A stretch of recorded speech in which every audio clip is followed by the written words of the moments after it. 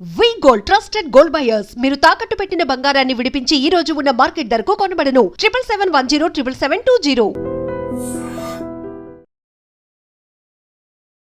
Hi hello నమస్తే welcome back to our channel. నేను మీ Vaishu. Sugar ఉన్న వాళ్ళకి ఎప్పుడు చాలా కన్ఫ్యూజన్స్ ఉంటాయి. ఇది తినొద్దు, అది తినాలి, ఇంతే తినాలి, ఇలానే తినాలి అని చెప్పేసి చాలా వరకు అందరికీ ఏం తినాలో తెలుసుంటుంది. అసలు ఏం తినకూడదు అనే విషయం ఈరోజు మనతో మాట్లాడడానికి డాక్టర్ లక్ష్మి గారు ఉన్నారు, ఆయుర్వేదిక్ జనరల్ ఫిజిషియన్. మేడంతో మాట్లాడదాం. హలో మ్యామ్, నమస్తే. నమస్తే అమ్మా. షుగర్ పేషెంట్ అంటే షుగర్ వచ్చిన వాళ్ళందరికీ పాపం ఆల్మోస్ట్ ప్రతిరోజు భయపడుతూనే ఉంటారు. ఇప్పుడు ఇది తింటే ఎంత అవుతుంది, అది తింటే ఎలా అవుతుంది అని చెప్పేసి. అండ్ బయట నుంచి చాలామంది చాలా చెప్పేస్తూ ఉంటారు. సో ఏం తినాలో తెలుసు కానీ ఏం తినొద్దు అనేది చాలామందికి ఇంకా డౌటే ఉంది. సో ఏం తినకూడదు అనేది ఒక క్లారిటీ ఇస్తారా ఈరోజు? యాక్చువల్లీ ఆయుర్వేదంలో పథ్యం అంటే ఏది తినాలి, అపథ్యం అంటే ఏది తినకూడదు. ఇది ఒక సపరేట్ టాపిక్ అండి. దాని గురించి ఒక గ్రంథమే రాశారు, పథ్యాల గురించి. ఒక రోగం మనకు వచ్చింది అంటే ఆ రోగం తగ్గాలి అంటే అసలు ఏవి తినాలో ఏవి తినకూడదు కరెక్ట్ గా తెలుసుకుంటే 90% ఆఫ్ రోగాలు తగ్గిపోతాయి అని చెప్పి యాజ్ పర్ ఆయుర్వేదంలో చెప్తారనమాట. ఇదే పథ్య విభోధిని అని చెప్పి పర్టికులర్ ఒక బుక్ ఉంటుంది మనకి. కంప్లీట్ గా ఓన్లీ డైట్ రెజిమ్ తోనే డిసీజెస్ తగ్గించవచ్చు. ఇది కాన్సెప్ట్ ఆయుర్వేదంలో. జనరల్ గా మెడిసిన్స్ వరకు వెళ్ళొద్దు. మెడిసిన్స్ వెళ్ళక ముందే ఫుడ్ తోనే ఎలా మీరు కంట్రోల్ చేసుకోగలగాలి, ఇది అసలు మెయిన్ కాన్సెప్ట్ ఉంటుంది. మనం మెడిసిన్ ఇచ్చినా సరే, ఇప్పుడు ఈ రోజు ఇన్సులిన్ ఇస్తాం, నువ్వు మళ్ళీ తింటే ఖచ్చితంగా షుగర్ పెరుగుతుంది. సో ఇక్కడ మనం చేసుకోవాల్సింది ఏంటి అంటే డైట్ కంట్రోల్ చేసుకుంటుంటే మన షుగర్ లెవెల్స్ అనేది సెట్ అవుతూ ఉంటుంది అనమాట. సో మనం అది చేయనప్పుడు ఎంత ఇన్సులిన్ తీసుకుంటున్నా కానీ అది ఆ రోజుకి తాత్కాలికంగా అవుతుంది, కానీ మళ్ళీ నీ బాడీ మళ్ళీ దాన్ని అసిమిలేట్ చేసుకోవడానికి కష్టం అవుతూ ఉంటుంది అనమాట. సో ఇట్లాంటప్పుడు మనం ఏమేమి తినకూడదు, ఆయుర్వేదంలో ఏం చెప్పారు, ఎలాంటివి తినకూడదు అనేది మనం చూద్దాం. దీంట్లో ఫస్ట్ చెప్పేది ఏంటంటే కొత్త బియ్యం అనేది మనం అసలు వాడకూడదు అనమాట. ఎప్పుడు సంవత్సరం పాటు ఎండబెట్టిన బియ్యము అట్లాంటివే మంచిది అని చెప్పి చెప్తారు. షష్టికశాలి ధాన్యం అని చెప్పి చెప్తారు. సో అలాంటివి పాత బియ్యం అవి మాత్రమే యూజ్ చేయాలి అంటారు. నెక్స్ట్ యూషం అంటే మనకి జనరల్ గా సూప్స్ ఎక్కువగా సూప్ గా ఉండేలాగా, సూపీ కైండ్ ఆఫ్ థింగ్స్ లాగా ఉండేలాగా తీసుకోండి అని చెప్తారు.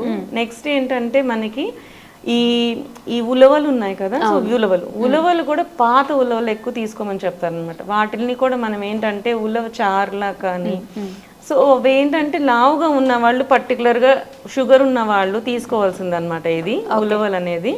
సో అది మనకి ఏం చేస్తుందంటే కొవ్వు కరిగిస్తుంది, బాడీలో ఫ్యాట్ తగ్గుతుంది. మీకు బాడీలో ఒక సెల్ ఏదైతే మనకి ఇన్సులిన్ రెసిస్టెంట్ అని చెప్తాము అంటే దానికి ఇన్సులిన్ మన బాడీలో కావాల్సినంత ఇన్సులిన్ ఉంటుంది, బట్ సెల్ రిసీవ్ చేసుకోదు.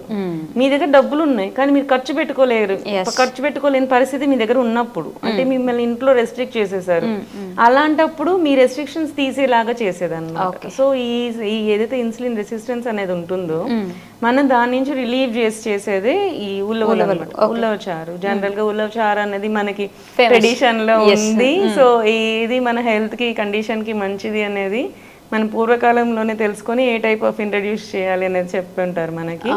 ఈ ఉలవ చారు లాగా తీసుకోవచ్చు. ఏవైతే ఉలవలు ఉన్నాయో వాటిని ఉడకబెట్టి కూడా తీసుకోవచ్చు. సో ఈ ఉలవలు ఉడకబెట్టి తీసుకుంటే అంటే మజిల్ మాస్ పెరుగుతుంది మనకి. సో ఈ ఉలవలు తీసుకోవాల్సి ఉంటుంది. నెక్స్ట్ మిల్లెట్స్ జనరల్ గా చెప్పేదే అందరు తీసుకోవాల్సిందే. నెక్స్ట్ గోధుమలు, అంటే ఇవి వీటిల్లో యాక్చువల్లీ మనకి సన్నగా ఉండే వాళ్ళు ఉలవలు తీసుకోకూడదు. సో అది లావుగా ఉండే వాళ్ళు మాత్రమే తీసుకోవాలి. అది కూడా ఒకటి మనం తెలుసుకోవాలంటే ఉలవలు మంచిది షుగర్ కి, కానీ ఇలాంటి వాళ్ళు తీసుకోకూడదు. సో ఆ కండిషన్ ఒకటి చూసుకోవాల్సి ఉంటుంది. సో ఇట్లా అండ్ ఇంకొకటి మనకి పాత బియ్యం ఏదైతే ఉందో దాన్ని అలా సూప్గా చేసుకొని తాగొచ్చు, బట్ మనకి కొత్త బియ్యం ఏదైతే ఉందో దాన్ని కూడా సూప్గా చేసుకొని తాగకూడదు అనమాట.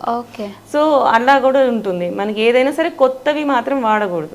ఇంకొకటి గుమ్మడికాయ కూడా వాడద్దనే చెప్తారు షుగర్ వాళ్ళకి పర్టికులర్ గా చెప్తారు అనమాట. ఇట్లా గుమ్మడికాయ కానీ మనకి కూరలు చేసుకొని తింటుంటారు. మనకి బూడిద గుమ్మడికాయ జ్యూస్ కూడా తాగుతారు, అది వేరు. యాక్చువల్లీ బూడిద గుమ్మడికాయ ఈజ్ డిఫరెంట్. మనకి ఎల్లో గుమ్మడికాయ ఉంది కదా, సో ఆ గుమ్మడికాయ అనేది షుగర్ పేషెంట్స్ కి ఎస్పెషల్లీ చెప్తారు తీసుకోకూడదు అని చెప్తారు అనమాట. అండ్ వీటిల్లో జనరల్గా మనం పెరుగు తీసుకోకూడదు. పెరుగు పాలు అనేది జనరల్గా ఏంటంటే షుగర్ ఉన్న పేషెంట్స్ వాళ్ళకి తీసుకోకూడదనే చెప్తారు ఆయుర్వేదం ప్రకారం. మనకి ఏదైనా తీసుకుంటే మజ్జిగలాగా తీసుకోవచ్చు, బట్ యాక్చువల్లీ పెరుగుగా తీసుకోకూడదు, అది ఆయుర్వేదంలో చెప్తారనమాట. ఇంకా మనకి ఏంటి అంటే పాలతో చేసిన స్వీట్స్ అట్లా కూడా ఏం తీసుకోకూడదు. జనరల్ గా ఏమనుకుంటారు, షుగర్ ఉన్న వాళ్ళు బెల్లం తీసుకోవచ్చు, ఏం కాదు, షుగర్ లెవెల్ పెరగదని. అస్సలు లేదండి, ఆయుర్వేదంలో కూడా బెల్లం కూడా తీసుకోవద్దనే చెప్తారు. సో ఇది కూడా అందరూ ఉన్న అపోహే, షుగర్ బెల్లం వచ్చేది కూడా షుగర్ కేన్ నుంచే కదా.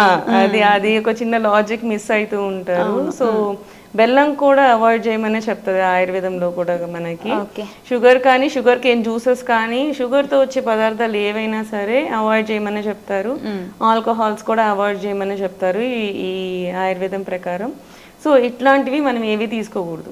ఇన్సులిన్ కి ఆకులు వస్తున్నాయి మధ్య, చెట్లు ఇంట్లో పెంచుకొని ఆకులు తెంపేసుకొని తింటున్నారు, అది మంచిదేనా? అది కొంతవరకు ఎఫెక్ట్ వస్తుంది, కానీ అదేమి 100% ఎఫెక్టివ్ అనేం కాదు. కొంతవరకు పనిచేస్తుంది బాడీలో, కానీ అది ఏదైనా సరే మీరు తిండి తగ్గిస్తేనే షుగర్ కంట్రోల్ ఉంటుంది. ఈ ఇన్సులిన్ ఆకులు తినండి, మెంతులు తినండి, ఏమన్నా తినండి, బట్ మీరు దానికి తగ్గట్టు ఫుడ్ తీసేసుకున్నారనుకో ఆటోమేటిక్ గా షుగర్ లెవెల్స్ పెరుగుతాయి. సో డైట్ అనేది కంపల్సరీ కంట్రోల్ ఉండాలి మనకి. రైస్ కూడా పూర్తిగా తినకుండా ఉండమని చెప్తారు. అది యాక్చువల్లీ రైస్ మనకి గోధుమలు కూడా చెప్తారండి, గోధుమలు కూడా ఆయుర్వేదంలో తీసుకోమని చెప్తారు. రైస్ కూడా ఓన్లీ పాత రైస్ మాత్రమే చెప్తారు.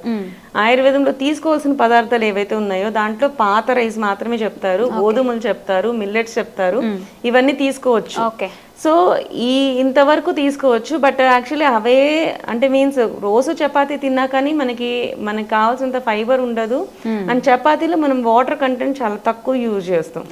సో దీనివల్ల ఏంటంటే కాన్స్టిపేషన్ ప్రాబ్లమ్స్ వస్తాయి. కాన్స్టిపేషన్ ప్రాబ్లమ్స్ వచ్చినప్పుడు మళ్ళీ మోషన్ ఫ్రీగా అవ్వదు, మళ్ళీ అవి సెకండరీ ఇష్యూస్ కూడా వస్తాయి. సో దానికి తగ్గట్టు చపాతీలు వాడితే మాత్రం ఎక్సెస్ మన కర్రీలో వాటరీ వెజిటబుల్స్ ఎక్కువ యూజ్ చేసేలాగా చూస్తారు జనరల్ గా. అంటే బీరకాయ, సొరకాయ ఈ టైప్ లో నీళ్ళ పదార్థాలు, ఫైబర్ పదార్థాలు ఎక్కువ ఉంటాయి కదా, ఇవి తీసుకోవాల్సి ఉంటుంది అనమాట.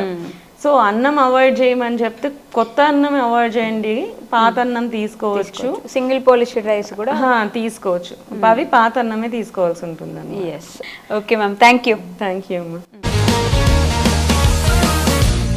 One life lesson what medicine has taught you. Whatever you can do without expecting.